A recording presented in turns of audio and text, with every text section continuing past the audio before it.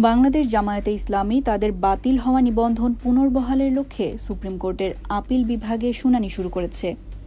মঙ্গলবার ১৩ মে সকাল ১০টা ৫ প্রধান বিচারপতি ড সৈয়দ রেফাত আহমেদের নেতৃত্বে ৭ সদস্যের পূর্ণাঙ্গ বেঞ্চে এই শুনানি শুরু হয়।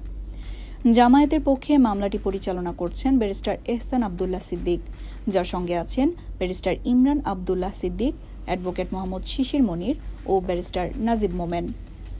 এর আগে আপিল বিভাগের নির্দেশনায় গত ৭ মে এই শুনানির দিন নির্ধারণ করা হয়, যেখানে আইনজীবী শিশির মনির দ্রুত শুনানির জন্য আদালতে আবেদন করেছিলেন। প্রসঙ্গত ২০০৮ সালের ৪ নভেম্বর বাংলাদেশ জামায়াতে ইসলামীকে নির্বাচন কমিশন সাময়িক নিবন্ধন দেয়।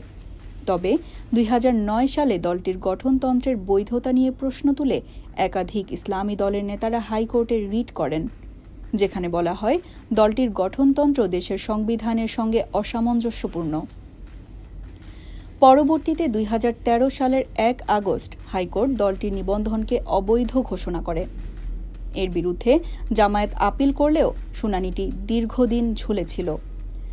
২০২৩ সালের ১৯ নভেম্বর নির্ধারিত শুনানিতে জামায়াতের পক্ষের আইনজীবীরা উপস্থিত না থাকায় আপিল বিভাগ মামলাটি খারিজ করে দেয়।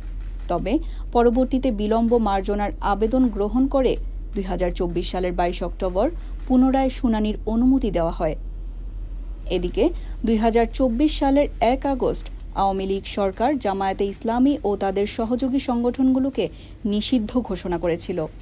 তবে ৫ আগস্ট সরকার পরিবর্তনের পর ২৮ আগস্ট নতুন সরকার সেই নিষেধাজ্ঞা প্রত্যাহার করে, যা দলটিকে পুনরায় নিবন্ধন ফিরে পাওয়ার আইনি লড়াইয়ে ফিরতে সহায়তা করে। এখন দলটি তাদের হারানো নিবন্ধন ফিরে পেতে আবারও আইনি পথে এগোচ্ছে, যার প্রথম ধাপ এই শুনানি দিয়ে শুরু হলো। সানজিদা আক্তার, সময় ভেলা, নিউজ ডেস্ক, ঢাকা।